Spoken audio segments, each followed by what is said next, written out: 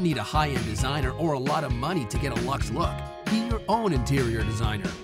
This is Affordable Interior Design, the podcast.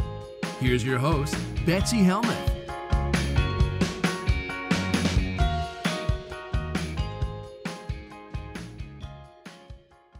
My first question comes from Emily, and Emily is writing from Queens. She's an interior designer and has a question for me. Hi, Betsy. I'm currently working with a client who is all about neutrals and hates color. Her living room, which I've attached here, is all taupe, beige, and gray. She recently mentioned wanting to attempt to add a bit more color and make it wintry and cozy. The one color she suggested was eggplant. I know that purples are a difficult color to find as designers, as there are so many shades. I also fear that anything bold she will turn down. I have attached 2 pictures of possible options, the first from English Elm and the second from Society 6. I'd love to hear your thoughts on decorating for people afraid of color. All right, well, I'm happy to give you those thoughts, Emily. Thanks for writing. And yes, this living room is beautiful. It's stylish and inspiring for sure, but it is drab. And when people design with all neutrals, they need to buy expensive things or else it looks cheap. Now, luckily, a lot of the things in these pictures look pretty expensive, so that's a good check mark. But then even when they do look expensive, they look like a boutique hotel. There's no personalization, especially in this frame that you've shown me here, because there's no art, there's no color, there's barely any pattern. It's really hard for me to get a read on who lives here besides the sneakers in the corner, right? So I just think that adding color, maybe not purple, but adding color is a really quick way to add personality, especially when people are afraid of showing their personality through mementos, tchotchkes, souvenirs, things they've collected throughout the eras, or things that have been passed down to them. When they're afraid to show personality in a more revealing way, then by all means, let's use color. The other reason I love to use color, as you already know, is because we don't have to spend so much.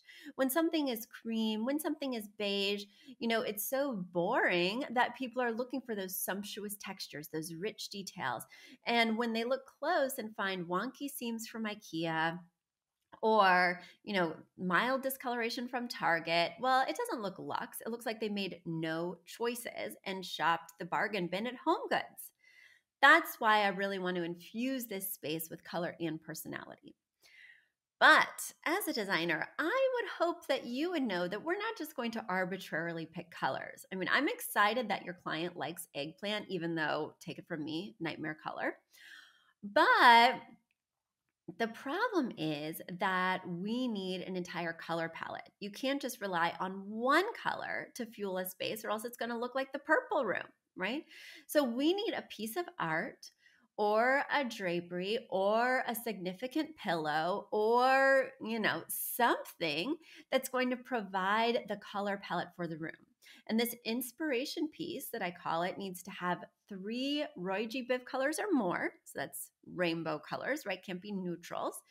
And needs to be prominently placed in the room. So when I walk in the room, I can visually understand where this palette derives from.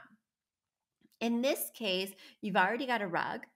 I can only see one wall, which appears to be, even though I don't think it's well used, it is used.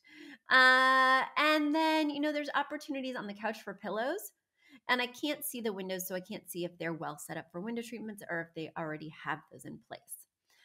Let's go with 2 tossed pillows on the sofa, which could be the focal point in terms of the seating area. Let's do tossed pillows. Let's do that. And let's make them in a pattern. So 2 in a pattern and 2 solids. And when I do the solids, I typically like to do some kind of texture, either a raw silk or a velvet or something, so that it's got a little bit of something going on. It's not just a cotton twill, right? All right. So we'll do 2 pillows, and that will give us the color palette. The other trap I wanted to quickly mention is that I do not design for the seasons. I am sick of magazines writing me and saying, Betsy, tell us about how you switch things out for winter.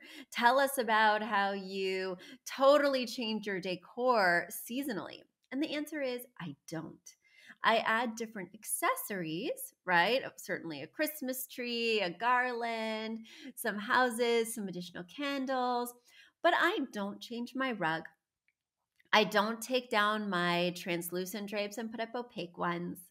I don't even change my pillows. I really just change my pillows whenever I feel like it. Same with the throw blankets, which tends to be every 6 months, but does not correspond with seasons or seasonal colors.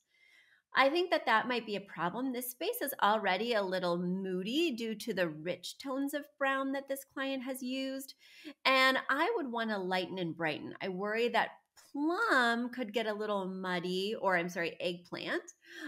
Same idea to me, but maybe slightly different in execution. But I worry that that could get a little muddy as well. I highly recommend brightening this space with a warm color. I could see a yellow, even if it's yellow ochre, right? But we definitely need to move away from drab and dark and move into the light. And convince your client by sharing this episode with him or her, or, telling them everything I just told you. A big thank you to Aton and the Embassy, who wrote our theme song. A shout out to Catherine Heller, who owns the podcast shop and is our editor extraordinaire. We also want to thank Ginny Sunasan and her team at the Savvy Podcast Agency for their help with our social, our YouTube channel, and so much more. We also want to thank Uploft, which is our parent company who supports this podcast. And lastly, we owe a huge debt of gratitude to you. Thank you so much for tuning in and for all your support.